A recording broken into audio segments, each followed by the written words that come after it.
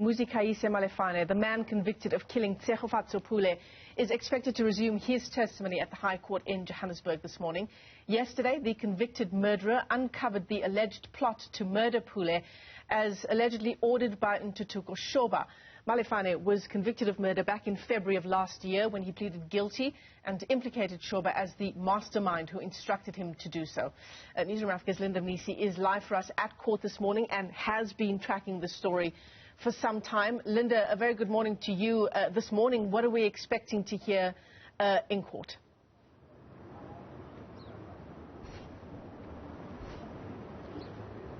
Yeah, Michelle, so Muzikayise Malephane, the convicted murderer, is expected to continue his testimony at the High Court here in Johannesburg. As you've just already mentioned, yesterday he uncovered the plot to kill Tshegofatso Pule, and what he says basically is that, in fact, Tshegofatso was meant to be killed 6 days prior to her murder. You remember the first state witness telling the court that, in fact, Tshegofatso had received a message from a lady who said, she had arranged a job interview for her and that they would meet at a McDonald's in the south of Johannesburg in Monjo.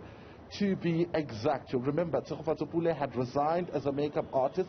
She used to work for MAC Cosmetics and was pregnant at the time. So she was unemployed, and this would be the perfect plan to lure her to that particular McDonald's. He says that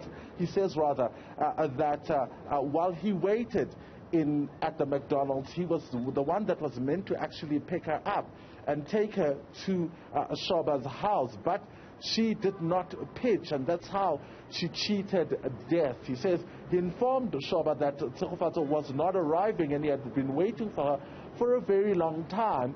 And it seemed that Shoba also gave him the numbers, Tshegofatso Pule's numbers, and he says he tried reaching her on a number of times, but she did not answer. And he informed Shoba that she wasn't answering, who then became annoyed that she did not answer.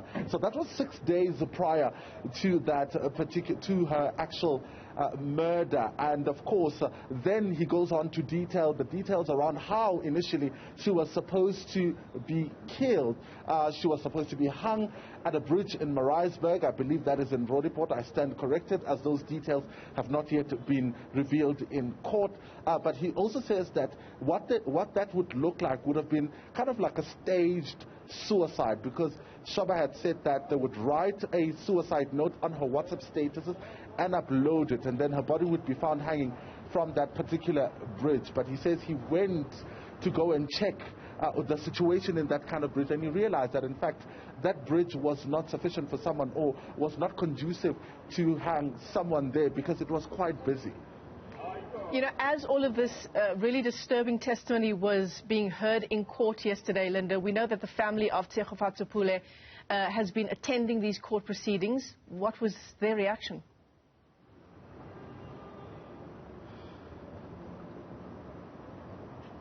Yeah, Michelle, this testimony really just rubbed the salt on wounds, really. You know, when I spoke to the uncle yesterday, he did say that this is what they've been waiting for, but he says they can never be ready to hear these details. You'll remember, Muzikayise Malephane pleaded guilty last year in February, and his plea ordinarily in these kind of proceedings would be read out in court. And they got a sense of how Tshegofatso was killed, because he did detail how he killed Tshegofatso.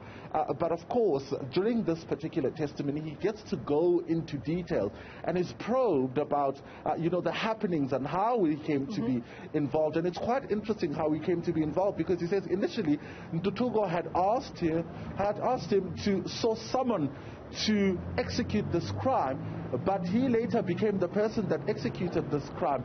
The amount that he says he was offered initially was 7,000, but he says it was too little. It was raised to 20,000. He still did not feel like it was sufficient. It was then raised to about 70,000 rand, and that's when he accepted.